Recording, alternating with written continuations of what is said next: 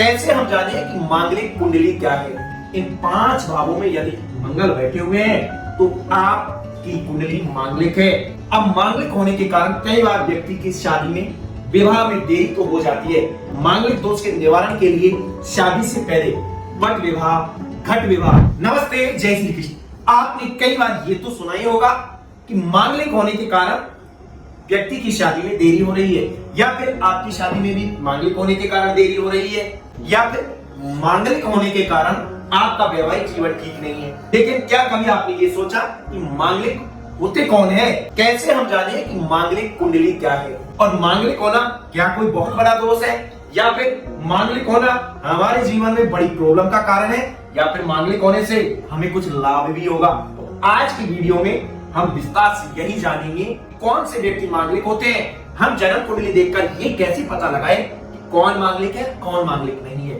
दूसरी बात, क्या मांगलिक होना आपको कोई प्रॉब्लम्स दे रहा है? क्या आपकी शादी में या फिर आपके वैवाहिक जीवन में जो प्रॉब्लम आ रही है उनका कारण कहीं मांगलिक होना तो नहीं है, या फिर मांगलिक होने के कोई फायदे भी है? तो आइए आगे बढ़ते हैं। आगे बढ़ने से पहले मेरा आपसे विनम्र आग्रह है, यदि आप मेरे YouTube चैनल पर नए हो तो चैनल को लाइक और सब्सक्राइब जरूर कर ले। बेल आइकन के बटन को ऑन करना तो बिल्कुल भी ना भूलें। प्रिय मित्रों, जन्म कुंडली में 12 भाव होते हैं। ये जो आप स्क्रीन पे देख रहे हो ये जन्म कुंडली, इसको लग्न चार्ट कहते हैं। और ये जहां 1 लिख रखा है इस खाने को, इस हिस्से को पहला भाव कहते हैं। जहां 2 लिख रखा है इसे दूसरा, 4 लिख रखा है चौथा, 7 लिख रखा है वो 7वां।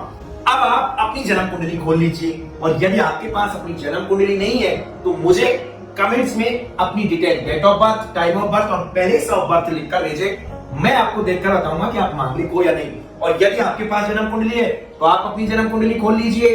अब आपको ये जानना है कि आप मांगलिक हैं या नहीं। तो मांगलिक का सीधा संबंध मंगल से होता है। तो आप अपनी जन्म कुंडली में ये देखिए कि मंगल कहां बैठे हुए हैं। संभावना है कि मंगल नहीं लिख रखा होगा, या तो मैं लिख रखा होगा, केवल मैं, या फिर इंग्लिश में लिख रखा होगा तो MA लिख रखा होगा।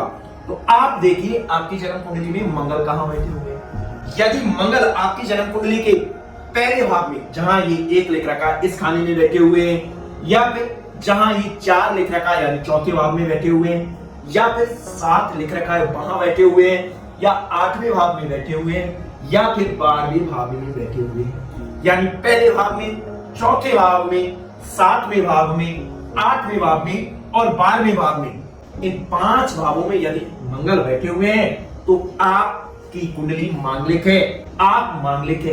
और इन 5 भावों को छोड़कर कहीं भी मंगल बैठे हुए हो, दूसरे भाव में बैठे हुए हो, तीसरे भाव में बैठे हुए हो, 5वें भाव में बैठे हो, 6ठे भाव में बैठे हो, 9वें भाव में बैठे हो, 10वें भाव में बैठे हो, या फिर 11वें भाव में बैठे हो, तो आप मांगलिक नहीं है। तो जन्म कुंडली के माध्यम से ये जानना कि आप मांगलिक हो या नहीं हो, ये बड़ा इजी है, सहज है। उम्मीद है कि मेरे द्वारा बताई हुई जानकारी से आप ये तो जान गए होंगे कि आप मांगलिक हो या नहीं।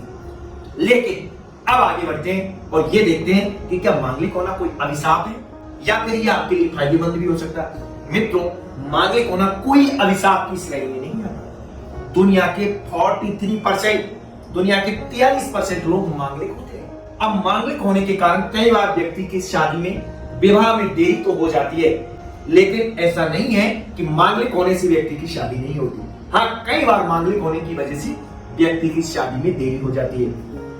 अब कोई भी व्यक्ति यदि मांगलिक है तो आपको चाहिए कि आपका पार्टनर भी मांगलिक हो, यानी मांगलिक लड़के की शादी भी मांगलिक लड़की से की जानी चाहिए।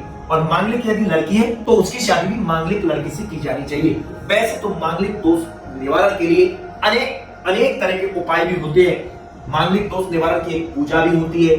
मांगलिक दोष के निवारण के लिए शादी से पहले वट विवाह, घट विवाह, वट यानी पीपल से विवाह कर देते हैं। जैसे कोई कन्या है तो उसका पीपल से विवाह कर देते हैं। घट विवाह, यदि कोई कन्या है, लड़का है तो उसको एक घड़े के साथ विवाह कर देते हैं। इस तरह के उपाय किए जाते हैं। और मांगलिक दोष के निवारण की स्पेशली पूजा भी होती है। महाकाल उज्जैन में मंगलनाथ के मंदिर पे भी होती है, और भी कई जगह मांगलिक दोष निवारण की पूजा की जाती है।